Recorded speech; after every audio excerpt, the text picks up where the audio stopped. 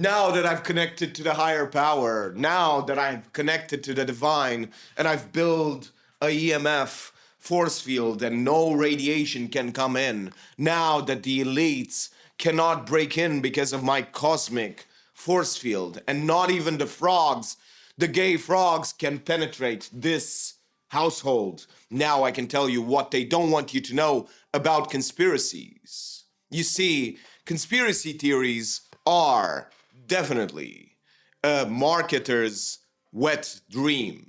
Because when you are selling to someone who doesn't believe in facts, doesn't believe in science, doesn't believe in institutions, you can sell them anything because everything that's remaining is the story. If you tell them a compelling story and you skirt government regulations so you don't get in trouble with the real people who are governing you, you can sell them anything, no matter what you believe. Even if you don't believe in these conspiracies, you can make a lot of money because these people are absolutely obsessed with fear, panic, and paranoia. And these emotions make you buy the most useless things in the world. These people build bunkers. They have collections of 500 weapons. They're doing all of these things in the name of protection, in the name of freedom, in the name of all of these things. You don't have 500 hands. You live in the middle of nowhere, Alabama. It's not even considered a place where you would have a nuclear weapon drop. You have to understand these things. You have to understand that it's just a wet dream that a marketer makes a lot of money out of. It's a big, big business of conspiracy theories. But you see, the bigger problem is with people who are just bored and they want something to feel amused by. And they find these figures who talk about conspiracies and they laugh and laugh and laugh and find it funny because they know that these persons are pretending. But you see, they don't understand that there is a thing called the sunk cost fallacy. Every time you watch, and the more you watch those conspiracies, at some point your mind is going to need to rationalize why you are watching and what you are watching. And slowly but surely, by exposing yourselves to those things, you will get indoctrinated. You will get propagandized. You will get entrenched into these ideologies. And you will start to see the world through those eyes. That's real influence. Even if you think that you are above influence, you are not. None of us are. You have to understand that just because you're bored and just because you don't believe in these things, it doesn't matter. You will still get indoctrinated. That's how propaganda works. Slowly but surely, something will hit you. And once something will hit you, that small little crack that has been formed, fissure in your consciousness, it starts to open up more and get pride slowly and slowly get bigger and bigger until you adopt those behaviors. And after you've adopted those behaviors, you understand why other people adopt those behaviors. It's not only because of fear and paranoia. Sure, that is a thing. Sure, that is a big part. But you see, they get a big boost in attention. A lot of people will give them attention, good and bad. They will get good attention from the people who believe the same things and bad attention from the people who don't believe those things. So you see, they just divide and simply get this easy way towards getting attention. And once you understand this fact as well, once you understand that most people first are bored and then they get a little bit indoctrinated and then they try it for themselves to talk about these things because they found them interesting. Sure, they're interesting. They're just like a drama, just like a soap opera. They have a lot of drama, a lot of interesting stories. There are people back there in the back rooms writing these stories, so specifically designing and changing just a little bit of the story to make it as juicy as possible. So you have to understand that there is so much money to be made.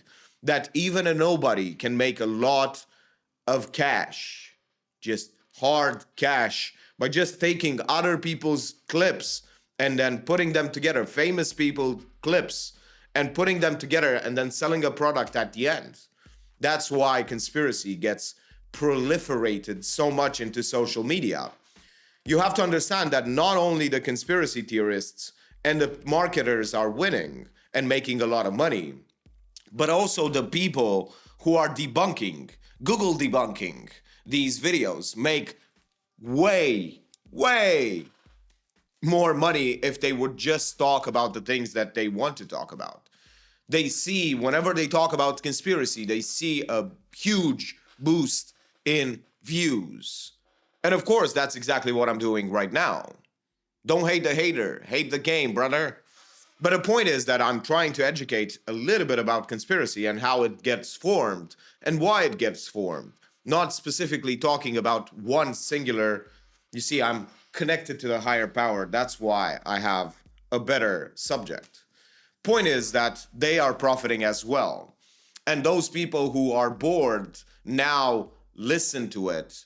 Now they get into it, they laugh at it, and that's the start. And now, if an organic way of reaching them finds them on the interwebs, now they're gonna watch a little bit of that to see what the guy is selling, the guy is saying.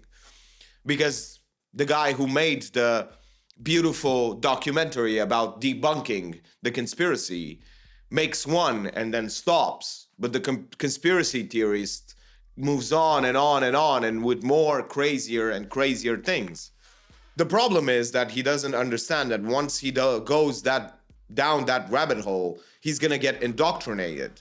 And also, the conspiracy theorist is gonna get so much more down that rabbit hole than he thinks. Because once he crosses that line in the cuckoo land, in the crazy people, in the crazy town, he's not going to be able to get a job, to find a career. Not because he's not going to get employed by anyone. We employ a lot of people. Some good, some bad. Some did horrible things, some did good things. We employ everyone. We need work. But they're not going to find any single job that's going to pay them better than conspiracy, because there is big money in conspiracy peddling. Because you're not only basically profiting off of donations, views, and all of these things, and affiliates, and promoting and getting sponsors. No, you're also profiting off of the things that other people sell, because you are promoting those things, you are promoting those ideas. You see, whenever someone clips you and sends that and sells product because of you, they're gonna look at more content of yours. And all of these people who this marketer promoted and cut your clips and your ideologies and you speaking about that, they're gonna basically get even more exposure by doing that. So you're profiting, you're having a small little army of marketers who clip you and really send you out. This has become a big pervasive problem with social media. A lot of people are making repurposing other people's content to make money, but bad content, like things that really resonate on a very emotional, irrational way to people. So you have to understand that it is sad and it is depressing to see so many people getting into fringe ideologies, believing that we are getting cosmically attacked by the elites. We are put down by the cabal and all of these things. You have to understand that bad things are not so bad. We live in one of the most protected times in history. Like, there's nothing really happening. We are actually bored more than we are in danger. And that is the problem. Whenever we are bored, we start to do bad things. We start to do things that are not so good, that are not so good for our own being and other people's well-being. You have to understand that once you get over that threshold, there's almost no turning back, because you now have abandoned all logic in hopes that you will be entertained and your life will feel better. You will feel more alive, and you will. But because you formed that habit, because you formed that belief system, it is almost impossible to take out. It is such a grueling work. And that's why people don't get out of conspiracies. Because when you are in a conspiracy, when your guru or whatever, your grifter gets backlash and they get pushback by real people, by real institutions, by the experts or whatever, whoever it is, you don't accept it. You actually view it as more of a reason to believe because they're getting attacked. They're a martyr for your cause. You see them as martyrs rather than as people who are getting caught doing something so pernicious, so evil, so bad. You don't see them as really getting reprimanded for doing bad things. You see them as good people that get put down. You have to understand that that's how it works. You have to understand that someone who believes in conspiracy theories, they will always believe that if their favorite grifter gets attacked, that's because they're doing something good. That's because the elites are doing it. The Matrix is attacking them. They're just not going to change. They have so much time invested, so much belief invested into that idea, that really believing that this person is less than the Messiah is to say, to go against them. Any sort of criticism, any sort of thing means you haven't done your research. You don't know what you're talking about. But you see, there is no turning back because it's a belief system. And like any other religion, is based on faith. And once you understand that conspiracy theories are nothing but faith-based religions, you will understand why it's so hard for people to argue against them, why it's so hard for people to change their minds, why it's so hard for people to really get out of it. Because they actually, like religion, give people some sort of meaning, some sort of happiness, some sort of attention, some sort of something. It calms their emotional state a little bit. It helps them on a deeper level than you think.